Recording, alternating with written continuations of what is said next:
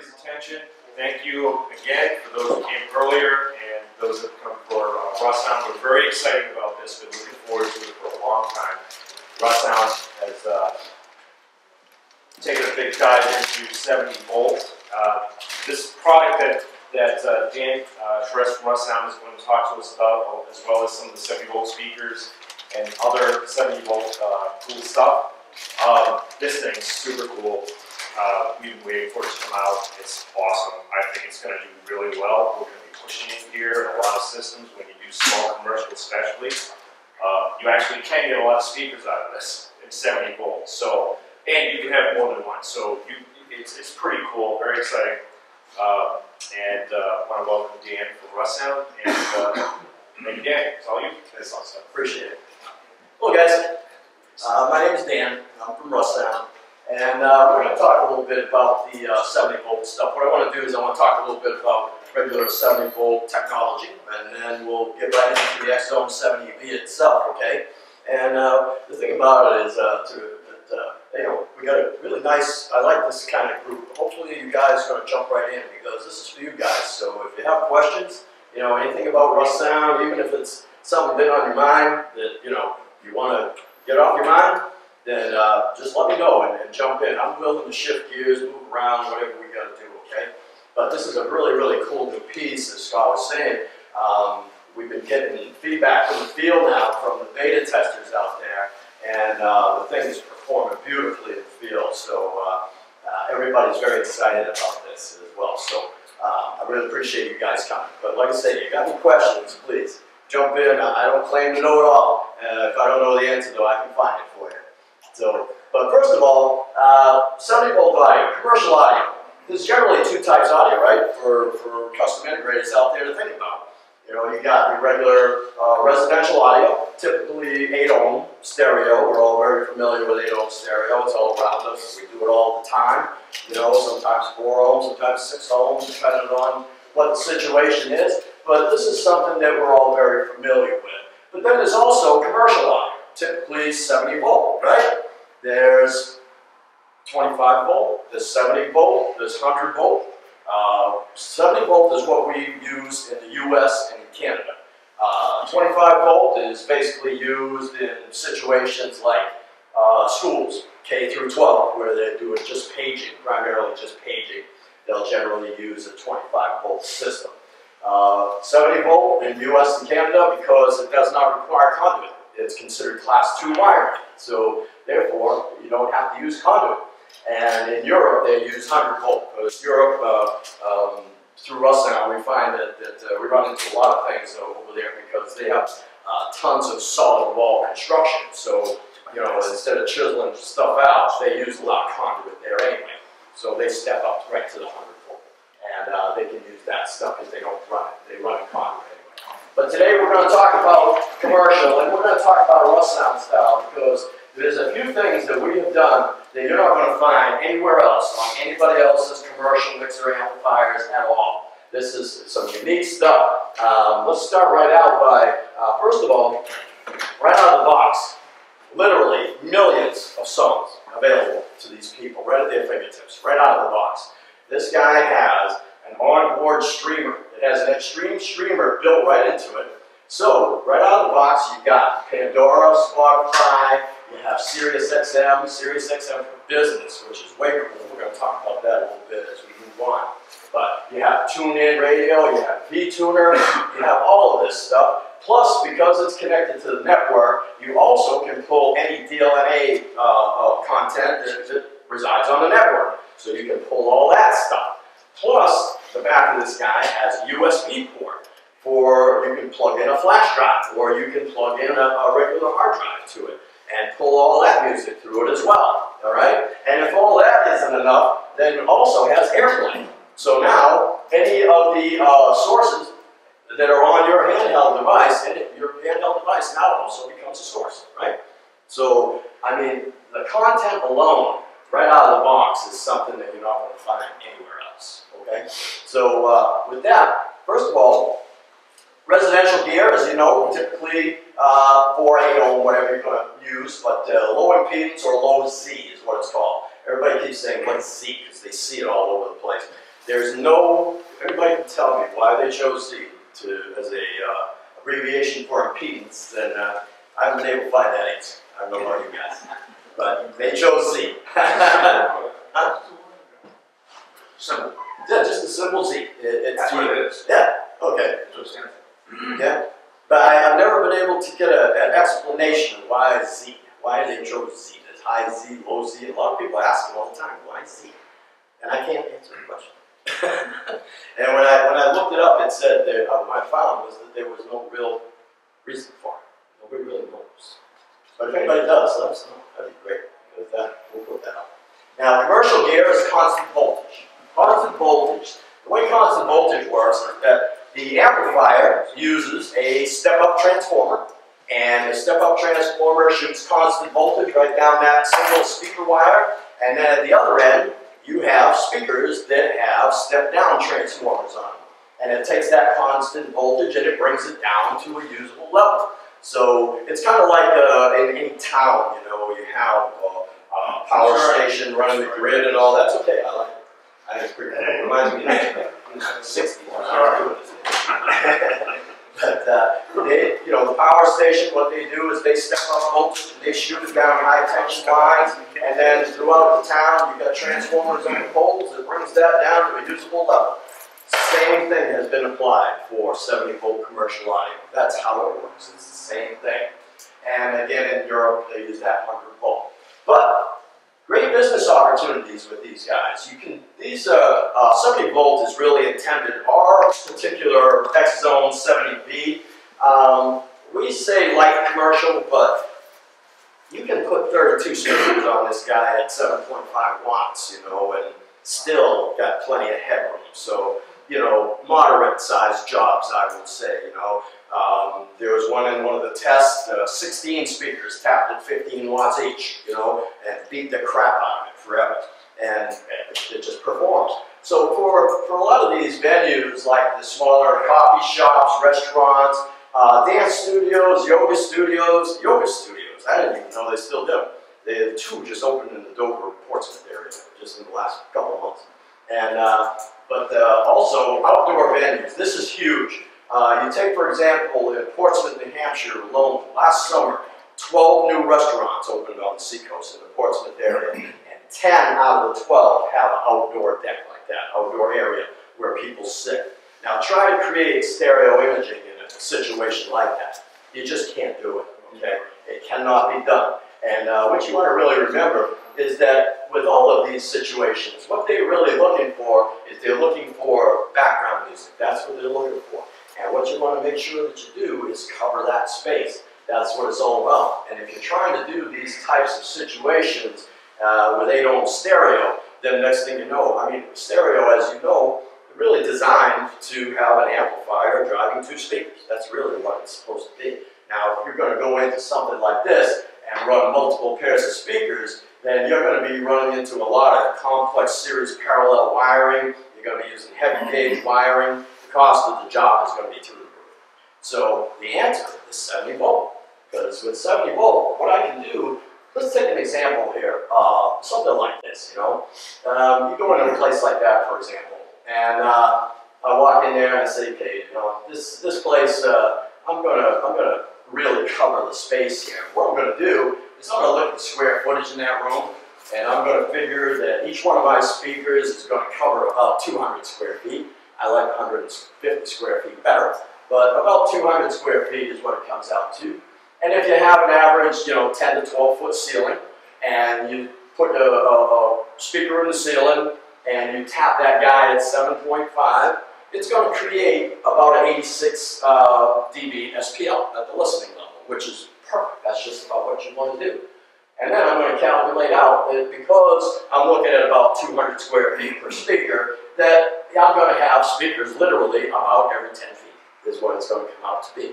And then in a big open area like that, I would probably tap them all the same. And I probably would do the same here. I'd have them running all the way across so that it was seamless, nice, full coverage, no dead spots, no bright spots, that kind of stuff. Now here, I may, in an area like this, you know, or if it's, say, a restaurant, maybe a nightclub, something like that, the beauty of 70 volt is that I could go walking into this place and say, okay, well, where I walk in, here's the receptionist, and they're answering the phone, and they're greeting you. So that speaker, I'm going to tap that guy about 7.5 because I don't want that too loud there, you know. But then over there is the fun area. That's where the pool table is, and the foosball table, and people having a few pops, having fun. I'm going to go tap that speaker at like 15 watts because I want a little more volume in that area, okay? Well, I can go throughout this place at different areas and tap these speakers at different volume levels. So as long as I don't exceed my nominal level of my amplifier, and we'll go through that stuff anyway. But, you know, so there's a lot of really cool things that you can do with this. But why do most custom integrators ignore 70 volt? I travel all over the country. It's about a 50-50 split, you know. About 50% of them kind of dabble in it, and then some of them just don't touch it. And I ask them all kinds of questions. Why not? Some of them think there's all kinds of licensing and permits. Some of them think they don't have enough crew to do a job like that. Some of them, as soon as they hear 30, 40 speakers, they go, meow, because they think it's stereo, right? Things like that. And they're used to seeing this. This is what they're used to. At the back of every speaker, at the back of the amplifier, you got an amplifier, speaker on that side, speaker on that side, and that. That's what they're used to seeing. But they're not used to seeing this, right? What is this? What is all these wires? What are they? You know? They're just not used to seeing this. So, but the thing to keep in mind, these are just step-down transformers. That's all they are. And the thing to always remember is no matter how many wires you're looking at, you're always only going to use two, right? Two. And I'll give you a hint. One is going to be black. Right? Now we really narrowed it down. So really, all those wires are is each one is just a different tap. It's just a different power level, is all it is. So each wire is just a different power or volume setting. That's all it is. That's all these are. Each one of them is just a different level. And then you got a black. You're always going to use that guy. So there's always one connection to a ground and then one to a tap option. On our Russound speakers, we have tap options at 7.5, 15, 30, and 60. That's what we do. That's where our taps are. You can see right there. So basically, with the way we've designed it, there's really two reasons that you don't even have to worry about all this stuff. Because number one, like I said, you're always only going to use two wires, right? Number two, with the new AW70V6 speakers, you still have that familiar red and black connector, right? So you just connect there, jump out of there, go to the next speaker, out of there, the next speaker, out of there, the next speaker. But here, you got a tap dial, so you don't have to take these wires and solder them and heat shrink them and all that stuff, you know? And then if you want to go in and change the tap setting, you got to take that all apart, redo it, things like that. So what we do is we allow you to just do it on the fly. You mount that speaker and then you can stand there and listen to it and see what it's like, and then just click, you're done, you know? How we do that. So we just eliminate all those extra wires and we use a tap dial and regular post connectors. We make it very simple for you to be able to do that. Simple. Much simpler than anyone thinks. This technology is the easiest, simplest technology of anything out there I've done, anything. Step-up transformers, as we mentioned, they create constant voltage, shoot it down that speaker wire. It's sent down a single wire, and then the speakers use those step-down transformers to budget that voltage to a usable level. And then the tap settings they allow the installer to adjust that output at each individual speaker instead of having to use a volume controller and a bunch of speakers. So it's much easier. Now when you're going to wire it up, this is how it looks right here. You have, first of all, it's much simpler than your traditional wiring. First of all, you got a little speaker clip right here. You can see it a little bigger right here. And all we're doing is we're grabbing that 70 volt leg and the ground, and we're running out, jumping into this speaker, and then all the speakers are in parallel, so you're just running across out of one, next, into the next, into the next, into the next. It just doesn't get any easier. And that's all you need to do. Is just set it up like that, and then just take off from there. You know, and also, multiple speakers can be run on a single speaker line. So I can start here and just take off all through this building, and everywhere I want to have a speaker, I just leave a loop right there. That's all I do. Just leave a loop, keep on going, leave some extra loops because I want to sell them some stuff later too, right? So we want to make sure we leave room for expansion and stuff like that. And throughout the job, you suggest expansion, little things. Later on, we can, when your business gets really good, we can do this, and then we can do this.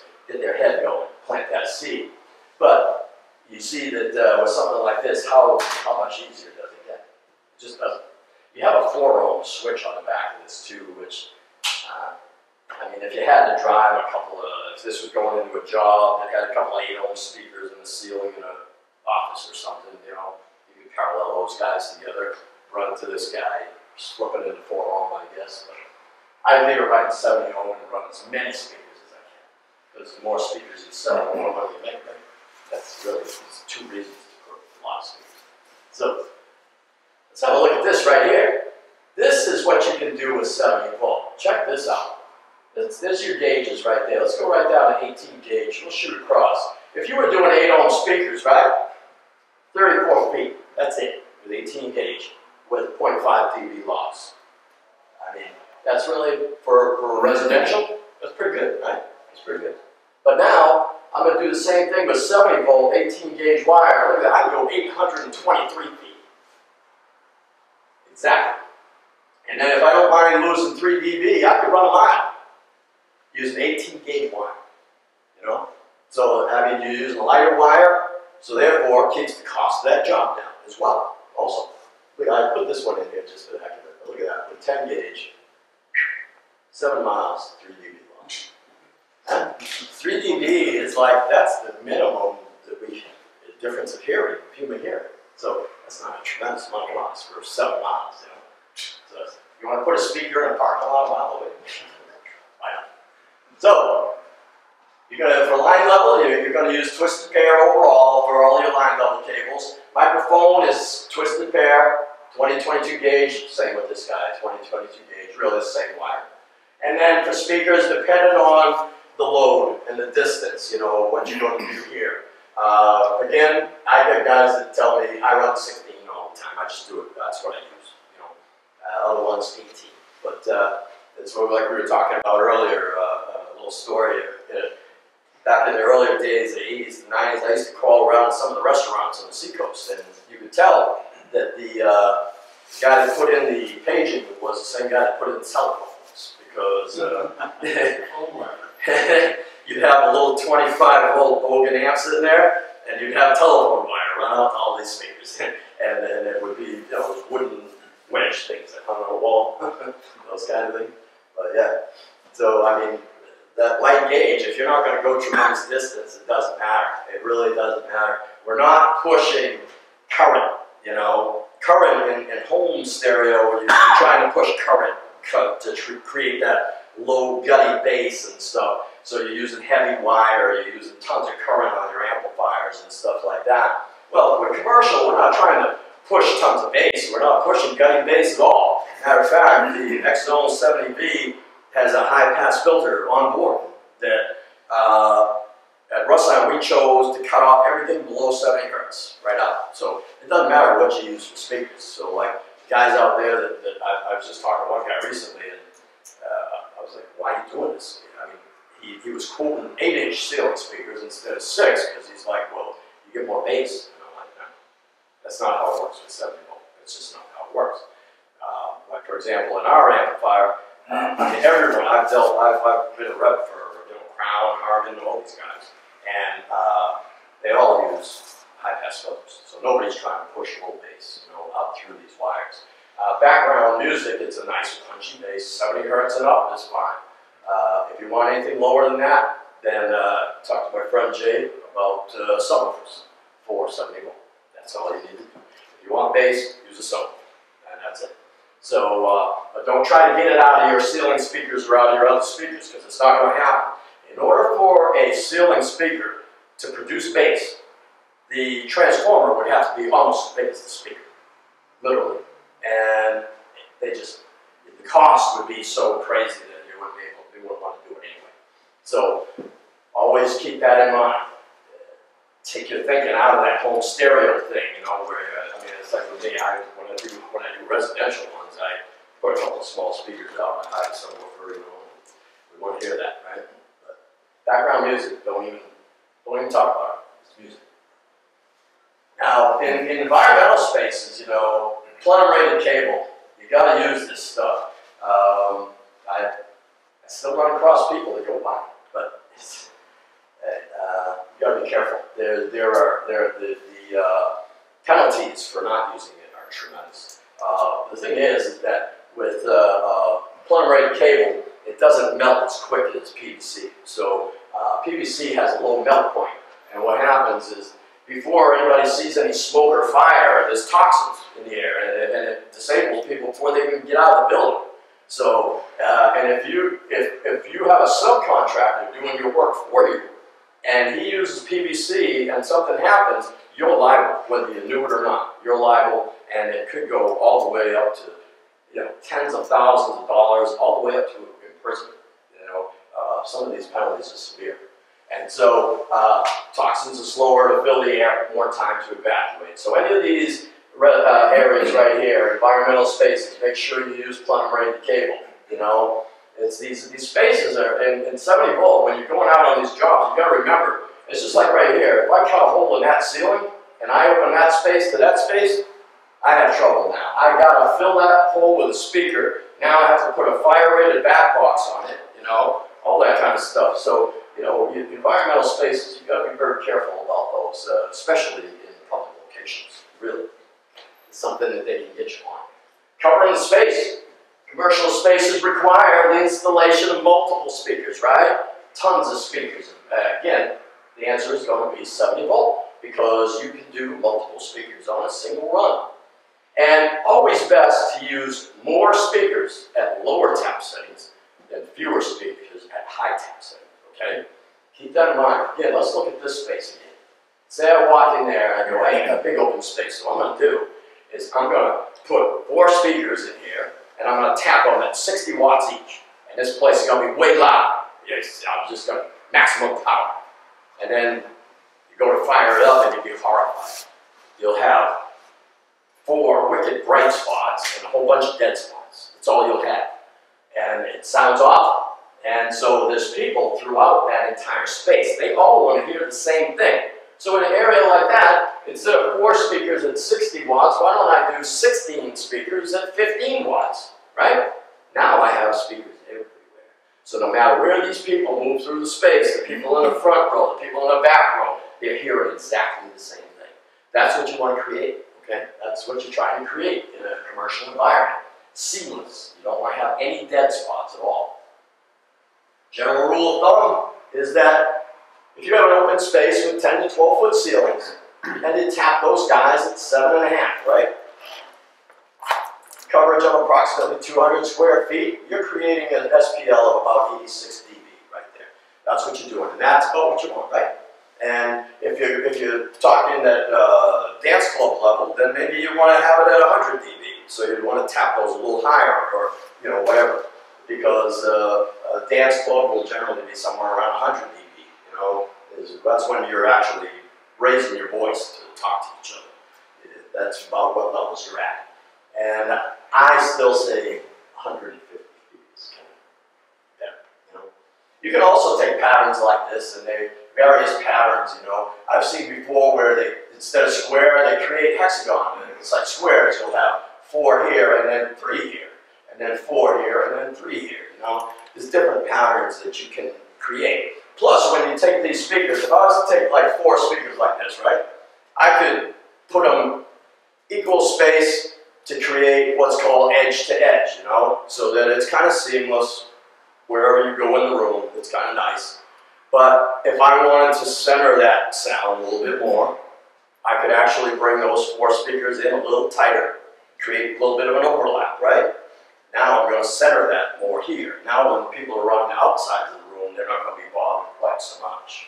But if I had a situation where it's a meeting room, say, and everybody's over there, and they don't care about anything here, I bring all 4 of those speakers right there and create like a complete overlap so that it's just shooting right down on that one area. So I don't have that flashlight beam effect with different speakers, you know what I mean? Bring them in nice and tight. So what you can do with the speakers is you don't always have to think that everything has to be symmetrical, and you got to think more in terms of putting the sound where you want to put it, not what looks pretty, okay? That's really what it's all about. So you put the speakers where the people are. That's what you want to do. So basically 1 speaker every 10 feet or whatever, that's your kind of your big box type of thing, right? That's really what you're looking at there. Headroom. You want to make sure you leave headroom. Everybody thinks because they have a 300 watt amp, they can load it down with 300 watt, right? Put a load to it. You don't want to do that. You don't want to do that. Always reserve about 20% of your overall power for headroom, all right? Think about that. If I have a 300 watt X-Zone 70V, then 300 watts times 20% is 60 watts. That gives me a nominal level now of 240 watts. That is really my usable power, okay? The rest of it, I'm going to leave as a safety zone or headroom, okay? For transient peaks, things like that. Somebody's going to scream into that microphone. Somebody's going to throw it on the floor. Or I'm going to get tremendous feedback. Or I'm going to have music with these tremendous loud passages or whatever. So basically what I'm looking to do is I want to load this guy at about 240 watts with speakers that combined come to that. And then I'm going to leave that 60 watts for headroom. And then I know that this kind of stuff isn't going to happen. Because if I start clipping my amplifier, then what's going to happen? I'm going to start destroying speakers. Jay, again, can tell you, I mean, a voice coil moves in and out in a straight line. You start having that thing banging around, it wells itself shut. And then what happens is it creates a dead short. Throws it right back at the amplifier, shuts the amplifier off. Now, fortunately, all the Russound amplifiers, doesn't matter which one it is, if you remove that short, the amplifier is just going to come on anyway. They have incredible, robust protection built into these guys. Same with the X-Zone 70V. But now you got to start replacing speakers. So the thing is be very, very careful. Make sure you don't start clipping everything, chopping those off. You ever hear a speaker when you start going and it actually starts slapping, you hear clanging? You know, that's bad. That's good. Mono. You always want to go mono too, right? Outside, I'm going to create stereo separation outside. You can't do it. You can't do it. You're sitting over here and you hear John and Paul, you go over there, you hear George and Ringo, that one. You can't create stereo. There's no sweet spot. There really isn't. In order to create stereo imaging, you have to be right in that sweet spot. Every time I see that, it reminds me of that Maxell guy sitting in that chair with me. That was a sweet spot picture. That's what that was all about. Blow you out of your chair. Well, in a public location, where is the sweet spot? Everywhere. Or there is none when you start, right? But it's everywhere. So mono will provide much more even coverage. You know, all these people want to hear music exactly the same. They don't want to have to go to a certain area and be able to hear some background music. So put the music where the people are, which is everywhere. As my friend just said. Everywhere. Go mono. That's the way to go. And every speaker has exactly the same signal, and you got tons of speakers everywhere, so it's all filling the spaces, everything like that. And now you have yourself a beautiful system. With this guy, you can also connect outboard sources if you wanted to. You have an audio input for that guy as well. But again, that's something that, depending on the job, whether you use that or not, because with all those sources built right on board of the X-Zone 70, I don't know why you want to add outboard sources anyway. And then you have pre-out left and right for adding outboard amplifiers. And then AC input in the back, like all Russound amplifiers, it pulls right out. So anybody who does installations knows that's cool. Because if you need to pull that guy out of the rack, just pull the power cords off. Yes. You guys need to learn just a little bit about microphones, unless you already know. I'm sure probably most of you do. But you know, microphones themselves, if you know just enough to talk about it, then your customer, it just gives you that much more credibility, okay? And microphones are very simple devices. They're really nothing to them. There's nothing to them. The most common types are dynamic. Dynamic is what you see the lead singer screaming in all the time. They're used on stage. They're incredibly high gain. They're rugged. They're built, you know, you can bang them, you can throw them. There's no electronics on board. A dynamic mic is just like a speaker in reverse. You know, in a speaker, you take an electrical signal and turn it into sound. It's like yelling into your speaker, turning it the other way, you know. That's really all a dynamic microphone is. But condenser mics are what's really become popular now. High quality audio, they're used in most recording studios now and stuff. And the thing about it, the reason people like it is because they have onboard power. They have their own power, regular DC power. So, and plus very high quality sound. So condenser mics, generally when you walk into a reception area and you see a little mic sitting there on a gooseneck or whatever, that's generally going to be a condenser type microphone. And mics typically need to be connected to a preamp, right? So that you can have signal. Well, fortunately, the X-Zone 70V is an integrated mixer amplifier, so it does have that preamp in there for you. And what's really cool is you have a volume control right on the front for the microphone as well as for the system. So what I would do is I would connect my microphone back here, right? I would take my gain, I'd turn it all the way down to nothing. And then I'd take this volume and I'd turn it all the way up, loud as it'll go. Then I take that gain and I start turning it up, turn it up, turn it up, as I'm talking, turn it up, turn it up. As soon as I start to hear that thing start to break or I don't like what I'm hearing, cut it back just a hair, that's it. Now, they go lean on that at full volume and you've protected your system, is what you've done.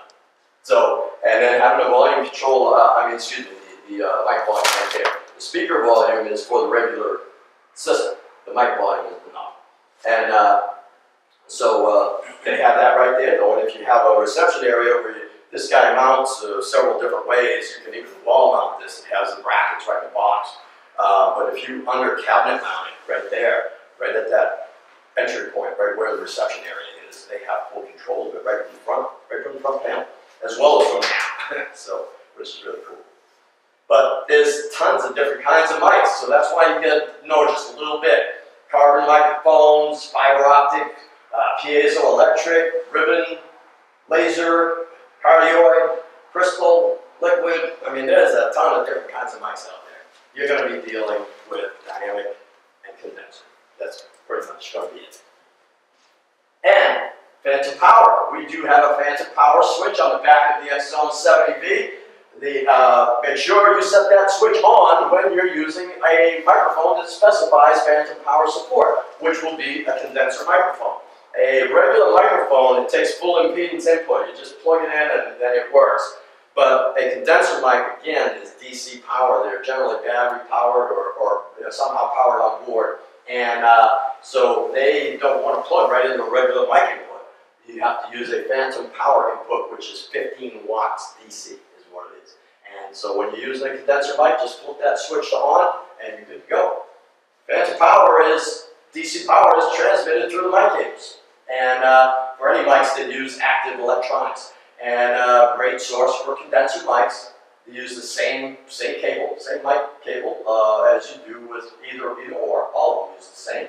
And then some of them that have internal powering, they'll also be designed so that if they're plugged into an external power and it fails, then internal power will just kick on and take over. So the microphone will always work. But microphones are very simple devices, so you don't have to really worry about that. It's just something that, Steve's going to have one in here, or a couple of models maybe for you to choose from, and keep everything in the family. That's the way to do it. Because you send them any place that, oh yeah, well, this pro shop, these guys do pro audio, they have great microphones. They go walking in there, these guys are going to eat them up. They're going to steal your customer. Be careful. 30 speaker example. Let's look at how to lay out a system. This is how easy it is to do 70 volt. You have an X-Zone 70V, right? I want to do 30 speakers. I'm going to tap them at 7.5 each. 30 speakers times 7.5 is 225 watts. I have 75 watts of headroom. Hi, Dave. All right, man. How are you? I'm good. 75 watts of headroom. Future growth. I covered my 60%, my 20% overhead, headroom, and now I have even extra power. So if I want to put more speakers in that later on, I can. If they're going to add an office or something, they want some more, go ahead. 20% is that 60 watts, so I covered that. It's pretty easy to calculate, don't you think? I don't see anything hard about this. And it is this simple. And here, I know myself, I've played with that number a little bit. You can actually, 20% headroom is recommended, put that. You gotta do what you gotta do. And when we talk about clipping, also remember, on the front of the amplifier right here, you have a little meter right there. That will tell you, if you bang it over into that red, you're clipping. You wanna make sure you set up the system so you stay back in here, and you'll be good to go. Let's do another one. 16 speakers.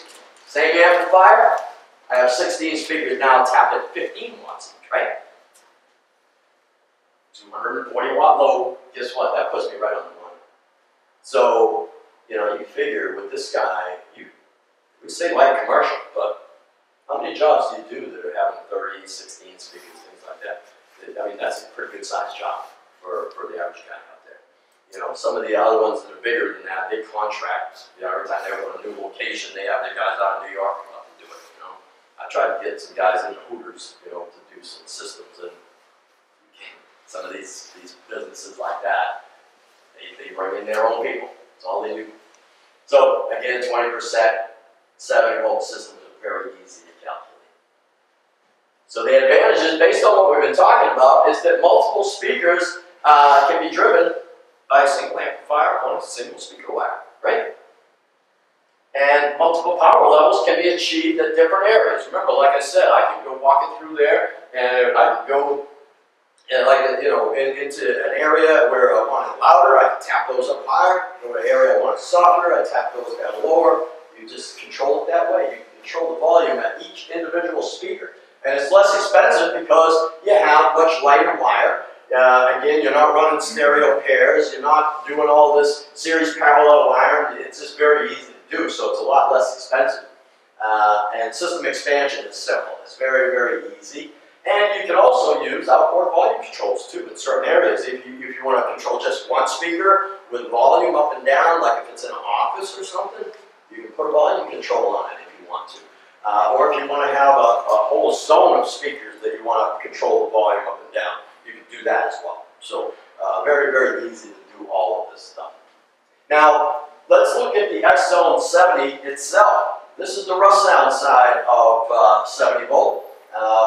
We've been looking at it for a real long time. I mean, I was with Russound for 7 or 8 years. I left there in 2013, and we were talking about this when I left. And I just came back this year, and finally it's reality. But about 3 years I've been researching this particular market and deciding when we do come out with a 70 volt product, what do we want it to be? What do we really want it to be? Because you got Crown out there, you got JBL, you got Atlas, you got all these guys that are eating up this business, and they're charging through the freaking nose. The equipment it's insane how much money they're charging for all this equipment, and and you're only looking at a lot of them are 60 watt or 80 watt or what have you, right? You're shaking your head, yes. I'm looking at these going, I can't put 30 speakers on that thing. You can't. So we said, we're not going to go with that low power route just to keep that cost down. We're not going to do it. And so we went with 300 watts, and we decided to do some other cool stuff. There's no Bluetooth. That slide came out of another presentation. Sorry about that. That doesn't belong there. But this guy is part of the Extreme series, and it's our next generation of streaming audio. As I mentioned, that streamer built right on board all of these music services right out of the box, you know? And then plus, like I mentioned, you have the USB port on the back, flash drive or NAS drive or what have you, plus being a network connected piece, you grab all that content, DLNA content off the network, and then you also have Apple AirPlay. Nobody has AirPlay, and nobody has a streamer built on board. So I found out a few of them have USB now. They did smart. That's something that people really like, because a lot of people like to throw some music on a flash on a thumb drive, bring it in, throw it in. So, but anyway, it's an online sales killer because it's part of the Russound Certified Integrator Program. This guy here is full RCI, it comes locked. Once it's powered up, a message comes on and tells them that an RCI is required just to be able to go in and connect to the system and unlock it. And then once you connect to the system and unlock it, what's really cool is that you can configure the entire system, everything you want to do right from your phone. It's very, very easy to do. It's not programming, it's configuring. It's like walking through a setup wizard. You know, it's really what it is. Nothing to it. I was with an integrator on a job site a couple of months ago. He was doing a 16-zone Russound residential system.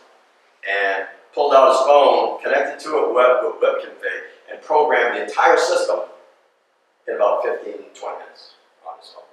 It was just that cool. So the old days of having to do SCSC5C software, or like Dave and I used to do, keypad programming, we used to have to take a whole day class, remember?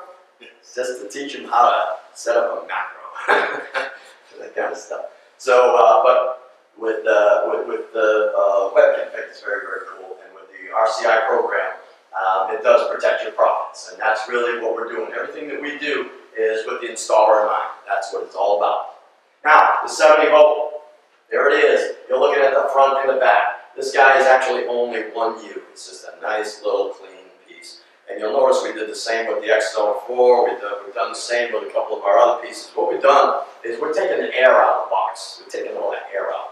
We're using full digital amplifiers now. You don't need all that extra air. You just don't need it.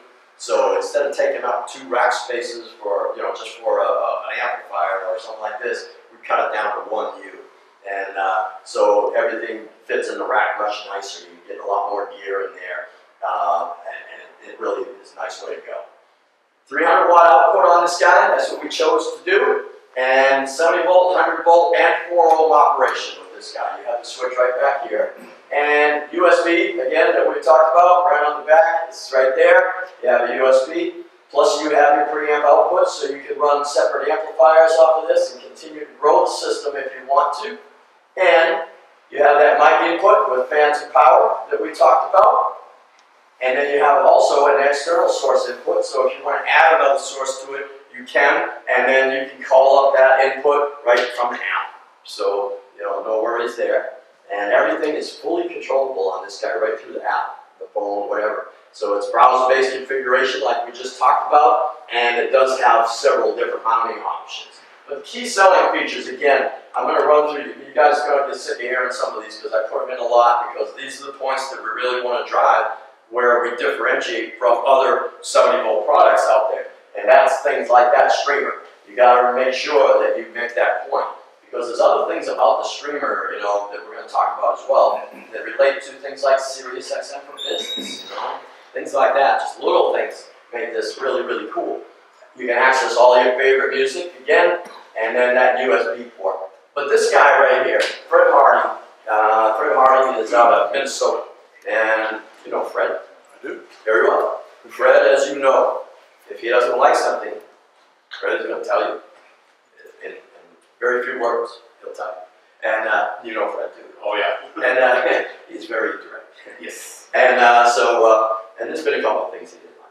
But this one, he's had this one, and this is it. This is what he had to say. You can pull this article. It was a full review on the X-Zone 70V in CE Pro on February 15th.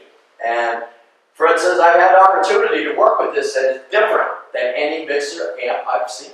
And it's because of things like the streamer, okay? And things like AirPlay, things like that. Plus being fully app-driven. Plus you can even connect an XTS to this guy, and so like you have it at the reception area, right? You could have an XTS sitting right there on the wall, and then have the app in the wall right there, right by the unit. How cool is that? This is how he does jobs. But he tested it for a small restaurant and bar downriver, and Rebecca, she really liked it. She loved the app control, and since paying music licensing is a chore, she was really thrilled about that. And all in all, great for folks who want music, some paging, and don't want to fuss with separate licensing. Run a medium-sized venue. I was very impressed. And Rebecca can't keep it because that's mine. And so I want to have it. But Fred really liked this, and I got a chance to talk to him after with it. And he went through all of the stuff that he did, and he's tried different loads on it, different things, and this thing has performed right as promised, everything he's done. So he's real happy, and I think you guys will feel the same way. I really do. This is going to be a piece that I feel when it goes into a job, you're not going to be going back there and servicing that job. You're just going to continue to do more jobs with it. That's what's going to happen. So, on board here, for commercial use, this guy has Sirius XM for Business, which is 100+ music channels and 12 genres that are formatted especially for business. And because the old days are gone, you can't just take your own music and play it in a public location anymore. There are people that are monitoring this stuff these days, and the fines are incredible. That's for real, guys, right there. That's for real. And because all music that's being played is called a public performance. And so therefore, if it's in a public location, you have to have licensing, or else you can get hammered for royalty violations. That's copyright violations, things like that. So you have to educate your customer. You got to tell them, it's your job to tell them, no, you can't just put on WOKQ country music in your store, for a number of reasons. Not only because your competitors might run an ad, and you got a guy shopping in your store and he hears the ad, you're going to turn around and walk out. Why would you want to do that? So, make sure you protect your customer. And because of all this, we've gotten together with Dynamic Media and the SiriusXM people, and we've created something for you guys that we're going to show you here in just a minute. But this, what it does is it creates legal music for your customer's business. It's licensed and legal. It's easy to do. All of your licensing royalties are all covered. It's painless. Friendly lyrics. You don't have to worry about explicit content or suggestive lyrics. What was that one, Dave? Bubba the Love Sponge? Yes, yes. Somebody had playing one time? We had experience with that. What the heck was that? And then the control app. You do everything right through the control app.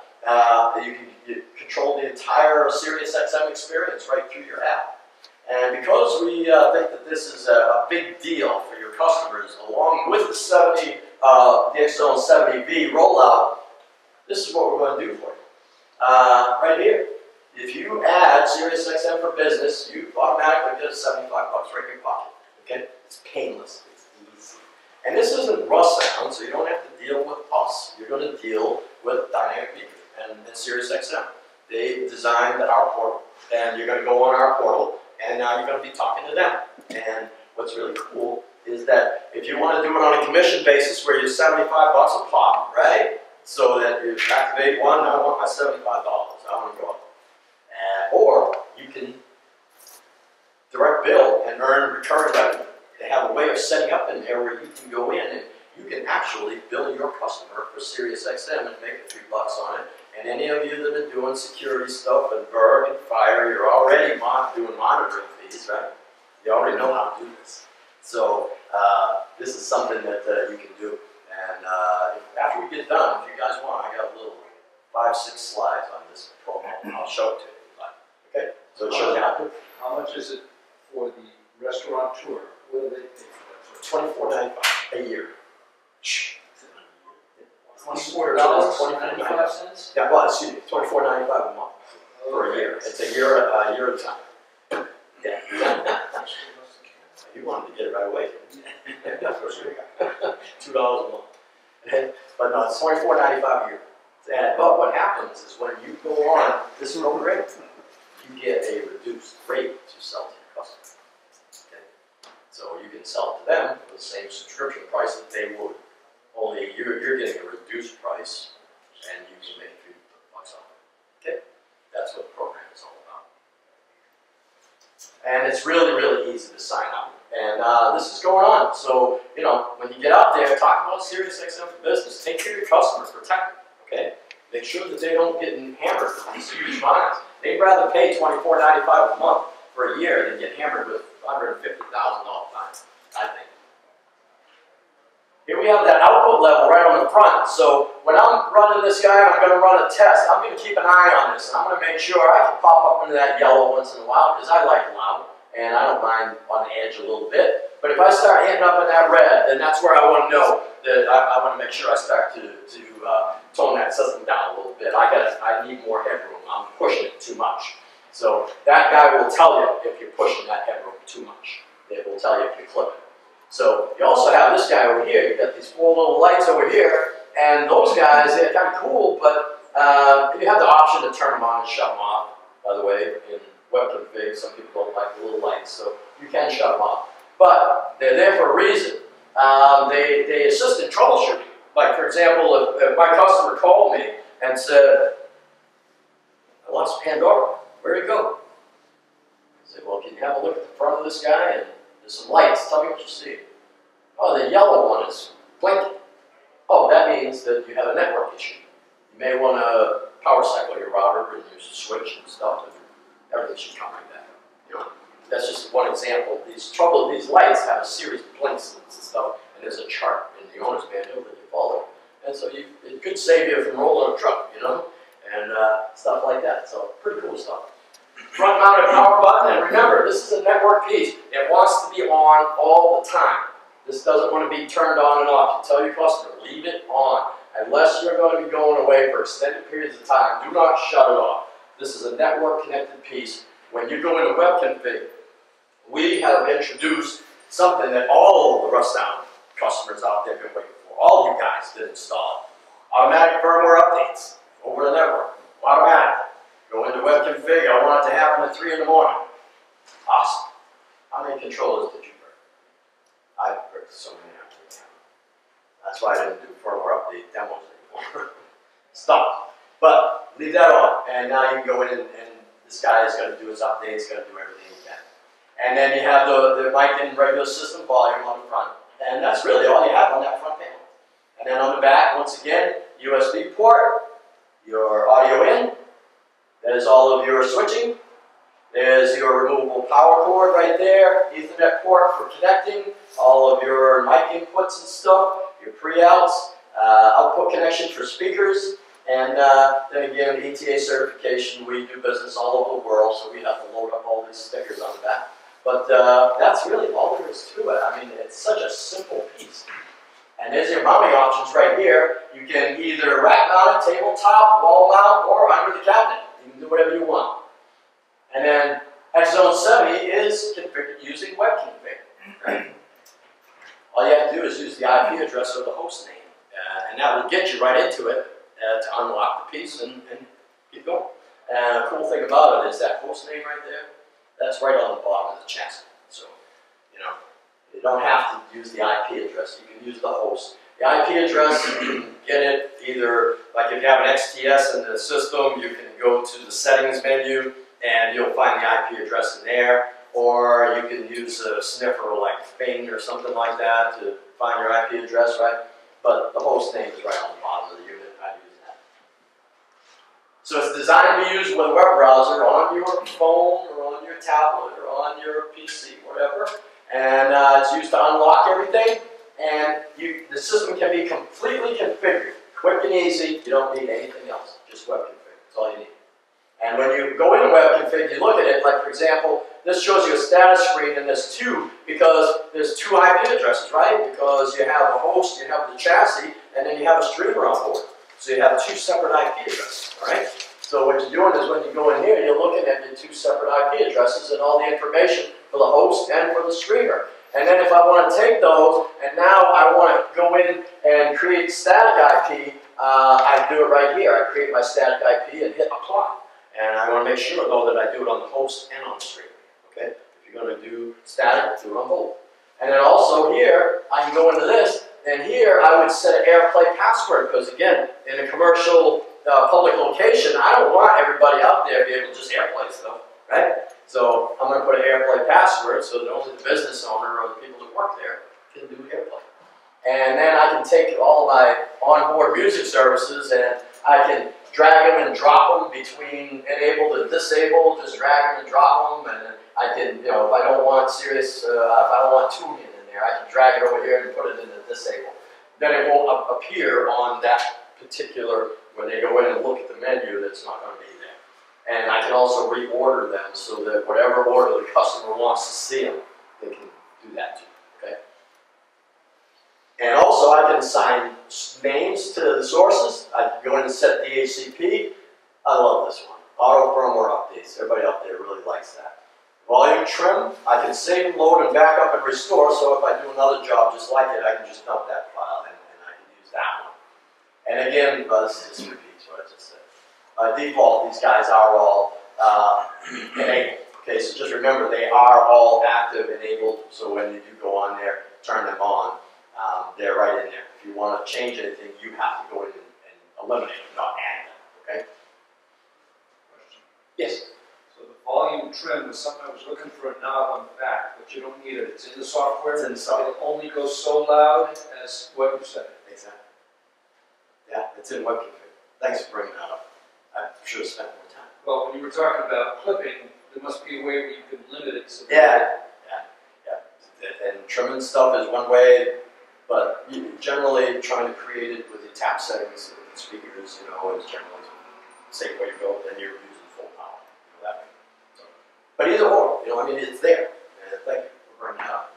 And so now you have the app also, which is going to control all this stuff. And again, as I mentioned, you know, having something like this, you know, right at the reception area, along with this guy mounted up underneath, you know, and they got a microphone right there. All your leads are very short. You know, I mean, everything can be right in one spot. It's so cool. Metadata and cover art, all kinds of new features. We're adding them all the time. And with this guy here, am I going to tell you guys this or not?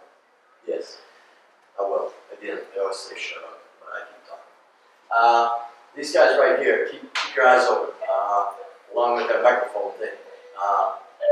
At CEDIA, you're going to see a larger XTS. It's in the works, and it's the only thing we didn't like is the size. You know, especially when it's in the Portugal. You know, landscape's kind of nice, but not many work boxes are mounted that way. It's a little weird. But yeah, we're gonna do a bigger version of this. It's already engineering, so pretty cool. But this guy is a low-profile design, 4.7-inch display, which we're gonna increase quite a bit. And I think I heard 7.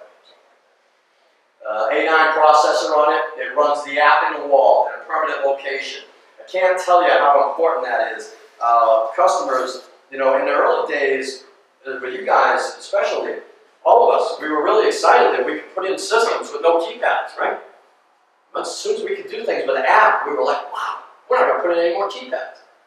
Now those customers are all saying, I wish I had a keypad, you know? Because sometimes they don't have their iPad. Sometimes they don't have their phone right handy. Sometimes, you know, it's just being used somewhere else. Sometimes they like to have something in one location where they can go to every single time. They know where it is, it works every single time, and they use it to show off the system every single time as well. So having an XTS in the wall, I mean, you guys were selling the TS3 touchscreen, which was a clunky dinosaur, huh? And they were selling that for $850. This guy, your cost on it is $4, you know? So you're looking at a situation where it's literally a lot more money than that big old clunky TS3, and everybody was selling tons of those. So it's really pretty good value as well. And it does connect to the network, though. It does not connect to a controller or anything like that. It's a network piece. And by the way, with this, it is PoE. So if you have a PoE port, use it. If you don't, then you can get a separate outboard power supply for this guy. Okay. It doesn't come with it though. It's a separate order. It's optional. All right. So keep that in mind. The volume control, this guy right here.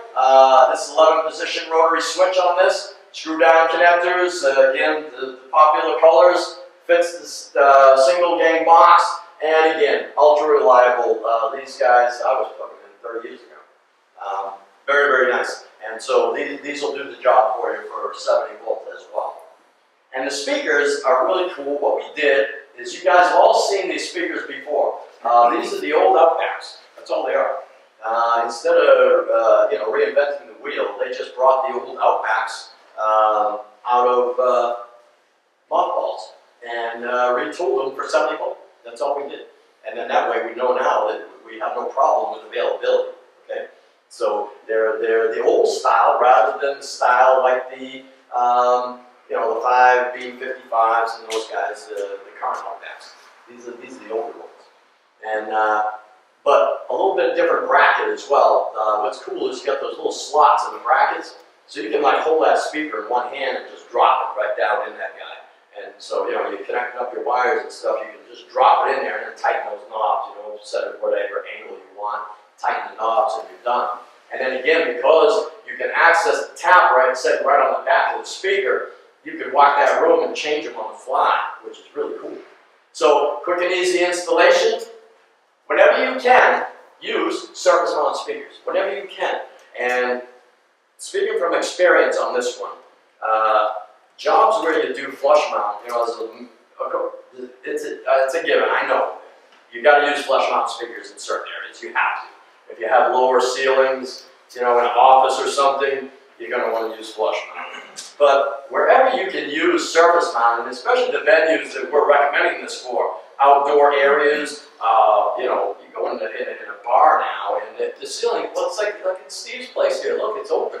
You know, I can put surface mount speakers in here. I don't have to worry about, you know, doing flush mount. Flush mount are very labor intensive, and you know, again, like I mentioned earlier, when you do flush mount, once you open that ceiling to that environmental space, now you have to sell them more gear. You have to sell those back boxes or those stiffening rails or what have you. So again, you might run into, you know, 3 layers of fireproof sheetrock up there. You don't know. So the thing is that, you know, wherever you can use flush mount, you're in and out. I mean, they're so quick to install that you make more money. You get in and out quick. So you save time, you save money, and plus you can go back and change things on the fly. And they are very, very durable, weatherproof. I had some out the back, they were covered in 4 feet of snow, and I turned them on way loud, and it was really weird. Very strange. Almost the whole backyard was making sound. It was really weird. Never did it before. But titanium dome tweeter and the polypropylene woofer and rubber surround, very, very important for any weatherproof type speakers. You gotta have that. Keeps them from rotting and falling apart. And for the design, you're going to get that 70 hertz bass. It's going to be very smooth. And rust-proof grill, it is also paintable as well. And you have that rear-mounted tap setting. There's our different settings that we use. And then we have our regular, you know, mounting that we use, our post connectors and stuff. But then there's also these third-party for seismic security, if you're using them on jobs that's required, you know. Now on the roadmap, what we have coming up is these guys right here. Check this out. Those are in the house. We have them at Russound. We've been playing with them. We just showed them at ISC. This guy underneath the ground is a big can with a 10-inch woof in it. So, and these guys, the satellites are right there. We have these at Russound. I opened the box and pulled them out the first time. Got that new equipment smell, you know, I love that. I don't know about you guys, but when I got in this business, every time I open a box with new electronics, it's one of those things, you know, like that new car thing. I don't know what it is. Flush mount speakers, we're going to do them. We have them coming. It's going to be a cost-effective one. What we will probably do is use a bare wire transformer, okay? With the tap settings clearly marked, but rather than have a dial, you know, like that type of setup on a flush mount, you know, it would add too much cost to it. And what we want to do is it's going to be something like the 610 or the 620 with a transformer.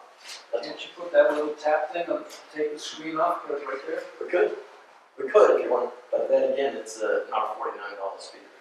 We don't want to make a $7 speaker, you know. Again, you bring up a good point. In commercial audio, it's a common thing that everybody says about commercial audio. It sounds like, yeah, it sounds terrible. Yeah, and the main reason is because most systems use $7 speakers. That's why they sound bad. That is because they use cheap speakers. So if you use decent speakers, then you're going to have a decent system. And you know, it's like Jay, his line of speakers, they're all really nice speakers. You don't have $7 in ceiling speakers, you know what I mean? So when you do a 70-volt job using their speakers, you're going to have exactly what is promised. The thing is, everybody goes, oh, no bass, it sounds like crap, all that. And it's true, it's because they use the cheapest speakers they can find. Don't do that. Use better speakers and you're not going to have that problem. So let's review these. 300 watt, you got a streamer in there, you got AirPlay, you have your USB port, it's app driven, 1 rack space, outdoor zones. Think about this. But we are recommending this guy for big time. It's a perfect solution for doing large outdoor zones off of an MCA controller. Okay? Just think, on an outdoor zone, you're usually doing multiple speakers out there. And you're trying to run wires out there, you're trying to do things in stereo, all that kind of stuff. If you take an X-Zone 70 and you put it on the network with an MCA 88X, it shows up as another zone. Now you just do your outdoor zone off of 70 volt. Run all the speakers you want out there. You don't have any limitations, none of those, you know, gotchas that you always had to worry about trying to run an outdoor zone off of one of the pre-outs off the, you know, off the MCA.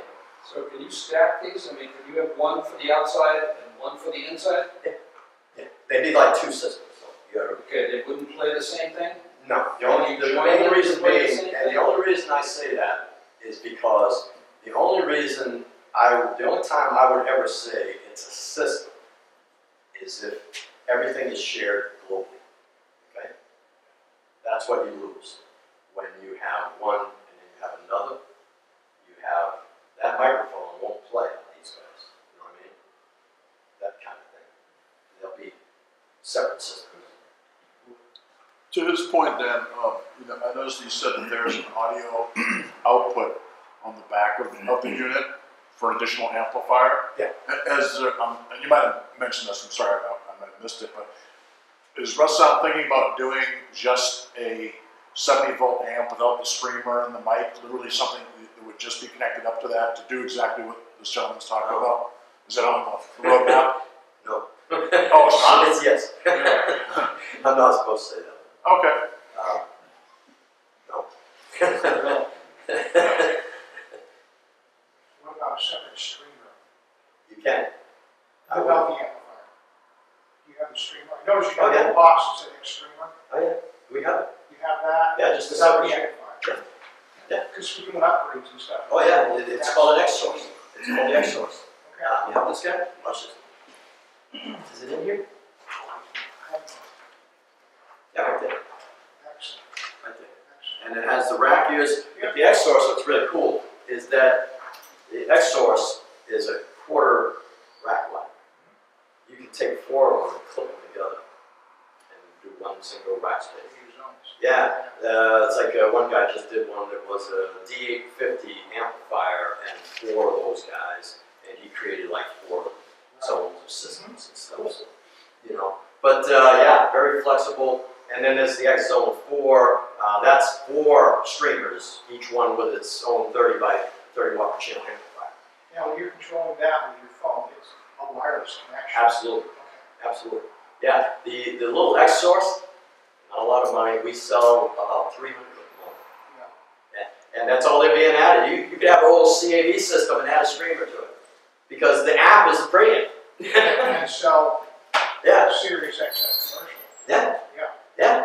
So you go into any place that the X source is something that a lot of guys out there that are currently doing 70 volt, they were real excited about that, because they're going back now and revisiting all their old customers saying, hey, I got something for you. And while they're in there, it's like, oh, by the way, I wanted to add a couple more speakers. Oh yeah, I wanted to do. So any device that can get you into your old customers without saying, hey, I want to sell you a whole new system for $150. That's it right there. And not only that, yeah, Dave just gave it to you. What do you think, huh? Dave's going to page your Steve for you. But if you look, it has the USB port, it's DLNA, it has everything. The digital and analog inputs. So, thank you guys, I really appreciate it. Yeah. Why couldn't you take 3 amounts and can you set the output of the 3 amounts on each? No, you can if you have an outboard device. There's a converter. We were just talking about it. Yeah. Call tech support and talk support. Gordon, him and I were just talking about it. And he's actually was doing some research. We've been doing an email blast between us. It's internally going, no, you don't need this, you know, balanced, unbalanced, whatever. It's like, they know that stuff better than I do. And you know, I'm not bailing on them. I'm just trying to tell you, they'll give you a better answer. Okay? What's that? I go so far. And then when I did that part right there, I was like, somebody said, you know, I'm going to do this. What if you have unbalanced? Am I going into a balanced input? Oh, Jesus. Jay, where I used to send those customers to Jay O'Brien when we were on the sales floor many years ago. I don't know that answer. Hey, Jay? Send him over there. And then this. So